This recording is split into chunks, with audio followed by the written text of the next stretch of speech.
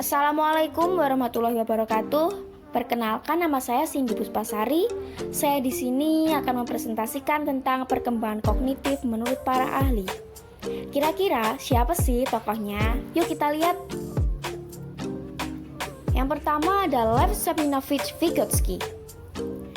Yang kedua ada Robert Mills Gagner. Yang ketiga ada David Paul Yosubol. Teori yang pertama kali akan saya bahas kali ini yaitu teori dari Vygotsky. Nah, teori Vygotsky ini difokuskan pada bagaimana perkembangan kognitif anak dapat dibantu melalui interaksi sosial, yang berarti anak-anak dapat membangun pengetahuannya dari belajar melalui orang dewasa. Ada beberapa konsep yang harus dipahami pada teori Vygotsky. Yang pertama, konsep zona perkembangan proksimal. Jadi, ZPD ini melibatkan kemampuan kognitif anak yang berbeda dalam proses pendewasaan dan tingkat kinerja mereka dengan bantuan orang yang lebih ahli. Yang kedua ada konsep scaffolding. Nah, konsep ini adalah sebuah teknik untuk mengubah level dukungan. Yang ketiga ada bahasa dan pemikiran. Vygotsky percaya bahwa bahasa dan pikiran pada mulanya berkembang sendiri-sendiri lalu kemudian bergabung. Dia mengatakan bahwa semua fungsi mental punya asal-usul eksternal atau sosial. Pembahasan yang kedua pada teori Vygotsky ini adalah prinsip dasar teori. Vygotsky mengatakan bahwa jalan pikiran seseorang harus mengerti dari latar sosial, budaya, dan sejarahnya. Artinya, untuk memahami pikiran seseorang bukan dengan cara menelusuri apa yang ada di balik kotaknya dan pada kedalaman jiwanya, melainkan dari asal-usul tindakan sadarnya dan dari interaksi sosial yang dilatari oleh sejarah hidupnya. 1. Anak membangun berbagai pengetahuan. Vygotsky meyakini bahwa anak-anak menyusun pengetahuan mereka sendiri secara aktif dan tidak secara pasif menghasilkan pengetahuan tersebut.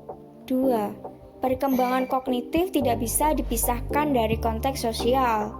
Menurut Vygotsky, konteks sosial mempengaruhi cara belajar seseorang tentang sikap dan kepercayaan. Konteks sosial memiliki 3 tingkat, yaitu tingkat interaksi perantara, tindakan struktural, dan tingkat sosial dan budaya.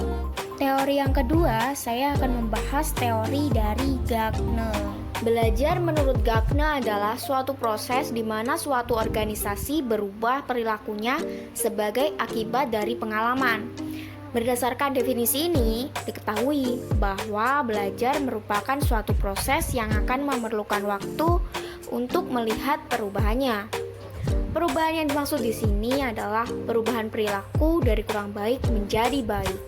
Nah, pada teori Gagner ini ada 9 metode belajar, yaitu memelihara perhatian, menjelaskan tujuan pembelajaran, merangsang ingatan pada pertemuan sebelumnya, menyediakan stimulus, menyediakan bimbingan belajar, menampilkan kinerja, memberikan umpan balik, menilai kinerja, dan meningkatkan retensi dan transfer. Selanjutnya, ada fase belajar menurut Gagner. Pertama, fase penerimaan. Pada fase ini, rangsang diterima oleh seseorang yang belajar. Kedua, fase penguasaan. Pada tahap ini, akan dapat dilihat apakah seseorang telah belajar atau belum. Ketiga, fase pemanggilan. Fase ini mengingat kembali atau memanggil kembali informasi yang ada dalam memori. Keempat, ada fase penyimpanan. Pada fase ini, pengulangan informasi dalam memori jangka pendek dapat memindahkannya ke memori jangka panjang. Selanjutnya, ada sistematika hasil belajar menurut Gagner, yaitu 1. Informasi verbal. Informasi verbal merupakan kemampuan untuk mengkomunikasikan secara lisan pengetahuannya tentang fakta-fakta. 2. Kemahiran intelektual. Kemahiran intelektual di sini merupakan kemampuan untuk dapat membedakan, menguasai konsep, aturan, dan memecahkan masalah. 3. Strategi kognitif. Strategi kognitif adalah kemampuan untuk mengkoordinasikan serta mengembangkan proses berpikir dengan cara merekam, membuat analisis, dan sintesis. 4. Sikap. Sikap adalah kecenderungan untuk merespon secara tepat terhadap stimulus atas dasar penilaian terhadap stimulus tersebut. 5. Keterampilan motorik.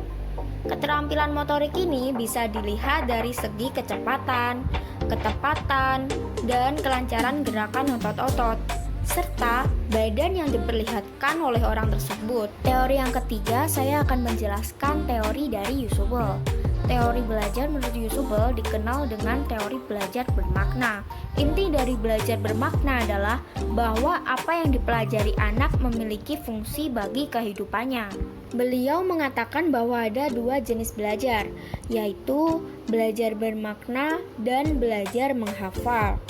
Selanjutnya ada tipe belajar menurut Usable. 1.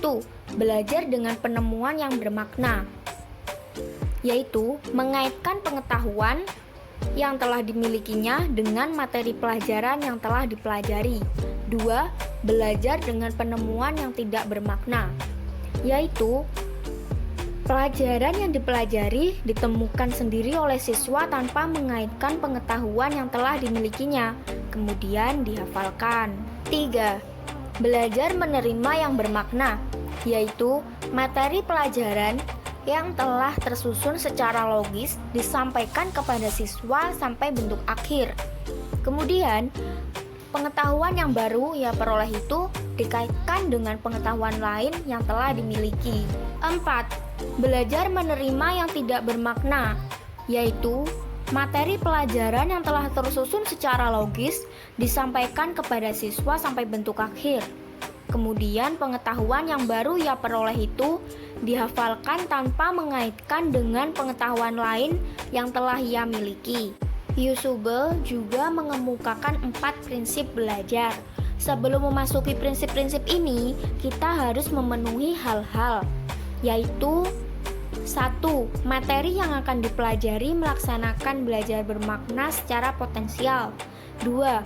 Anak yang belajar bertujuan melaksanakan belajar bermakna. Oke, kita mulai pada prinsip yang pertama, yaitu pengatur awal. Pengatur awal atau bahan pengait digunakan guru mengaitkan konsep lama dengan konsep baru yang lebih tinggi maknanya. Kedua, diferensiasi progresif. Dalam proses belajar bermakna, perlu ada pengembangan dan kolaborasi konsep-konsep. Ketiga, belajar superordinat.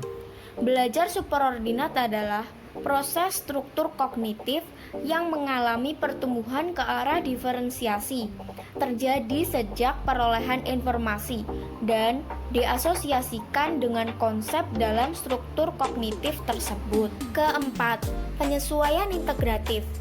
Pada penyesuaian integratif ini, materi disusun sedemikian rupa sehingga guru dapat menggunakan hierarki konseptual ke atas dan ke bawah selama informasi disajikan. Selesai sudah materi yang saya sampaikan. Kurang lebihnya mohon maaf. Wassalamualaikum warahmatullahi wabarakatuh.